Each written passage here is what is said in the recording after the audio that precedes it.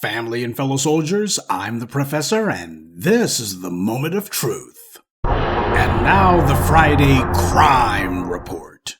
Jefferson County, Missouri, May 28, 2024, 10:38 a.m.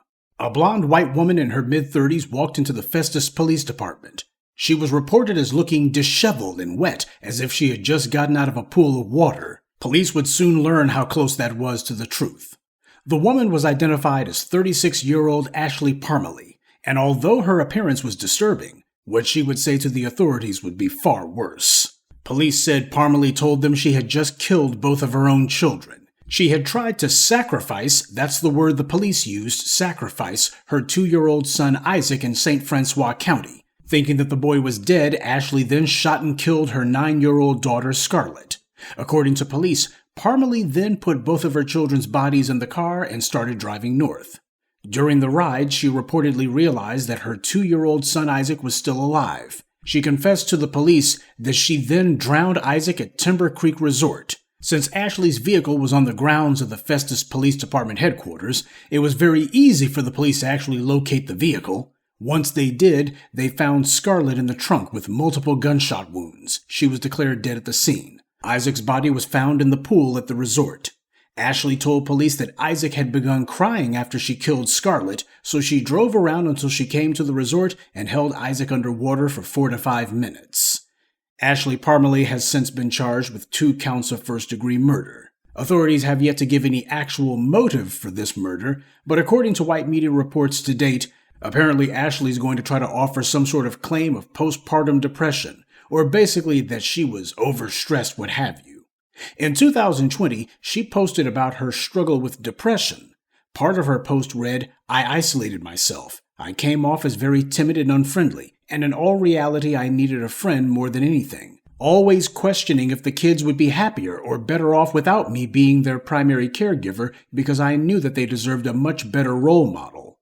That's what she herself wrote on her Facebook profile. Speaking of which, in the hours leading up to her murdering her children, Parmalee changed her Facebook profile photo to a black screen. Now, while Ashley may claim to have had all kinds of depression, if that was the case, then why was it in 2015 she decided to embark on a years-long custody battle with the father of her daughter, Scarlett? That case dragged on for 6 years until she finally got custody in 2021. As if that wasn't enough, Ashley had also gained custody of her then 11-year-old niece, too. That child remained with Ashley until she turned 18. Now keep in mind, this is the woman who claimed that she was always questioning whether the kids would be happier or better off without her as their primary caregiver, and yet she went to court and fought to get custody of those children, and then she turns right around and talks about how depressed she is. And the courts handed them over to this psycho because of course they did. Because for the Ashley Parmalees of this world, when they get this kind of treatment, they feel entitled to do whatever they want to those children, as if they have a right to. And why not? Because even though she can see that she's clearly unfit to have custody of the children, society sends mixed signals by handing them over to her anyway. The worst thing you can do with someone suffering from a mental disorder is to enable them. On a side note, there was also a third child, who apparently had been in this fiend's clutches. Police found the third child safe elsewhere. Ordinarily, at this point, I would say that you won't be surprised to learn that Ashley Parmalee has a long criminal record, but in this case, there's something else just as bad. See, this isn't the first time something like this has happened in her family. In 1999, Ashley's uncle murdered both of his parents, who were, of course, Ashley's grandparents. He was convicted of that crime. And unless genetic immunity from law kicks into high gear, Ashley Parmalee should be as well. Now, as for more information about the killing that Ashley's uncle carried out, well, there wasn't much details at all from these white media outlets. They gave literally a 1-sentence mention to it. Apparently, they didn't think that it was too important. Or perhaps they looked at it and thought, man, this is like something out of a horror movie.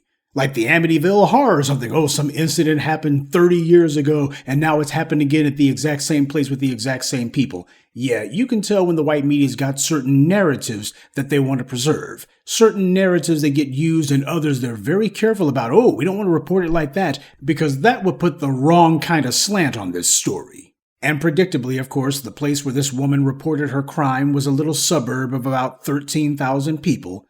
I point that out because in the broadcast news about this tragedy, everyone from the neighbors to the authorities all said the exact same tired phrase, "This kind of thing doesn't happen here." Well, actually it does. Happens in places just like that all the time. What doesn't happen is that it doesn't get widely reported. That is, unless you're a regular listener to the Friday Crime Report. Then you get these stories chapter and verse, as you should. We're often told by certain individuals, usually of an anti-black bent, that there's a genetic component to crime. Here we have not one but two instances where two individuals in the exact same family go on to kill two blood relatives. A man murders his parents, and that man's niece goes on to murder her own children. Obviously, this is nowhere near conclusive, but to hear the neo-eugenicists tell it, it's certainly indicative. And after all, society needs to be protecting itself.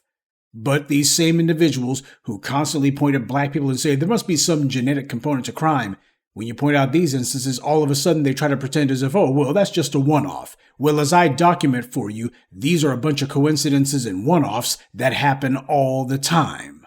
And even with this woman posting online that she was not fit to be raising these children, society left them with her anyway, because it usually does. And that's the crux of the problem right there. We keep having the white media and others pushing the same old fairy tale that these tragedies are all just a bunch of happenstance and that nobody could have predicted it. This kind of thing doesn't happen here. Oh, it just fell out of the sky. What kind of tragedy has befallen us that we could not possibly have predicted? But all of the breadcrumbs were there. All of the signs were there.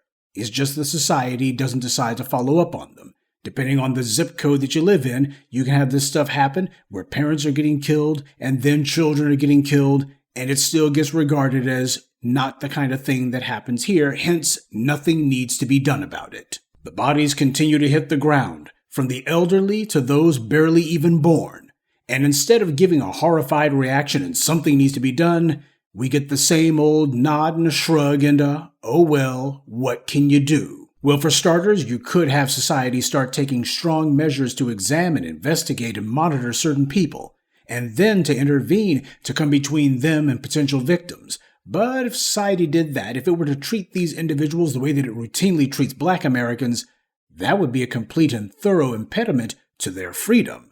And keep in mind, the kind of tangible benefit that white supremacy gives to those classified as white is that you're not going to have your movement and your actions restricted like they are for black people.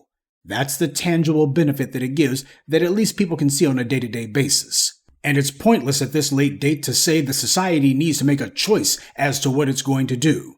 Because from mass shootings to these kind of horrifying atrocities, it's more than obvious. This society made up its mind a long time ago what it was going to do. It would not merely bury the children, it would also bury the truth too. And that's this week's Friday Crime Report. Keep your eyes open and stay on alert, because there's a lot worse criminals out there than the ones the white corporate media chooses to show you. Good day, and be one. I'd like to take a moment to mention some of our contributors: Keitha Dixon, Williams, Earl Gates, Anthony Pollard, and Elaine Zanga. Salute to them and thank you to everyone for listening, liking, and sharing this message. Black empowerment only exists because of you.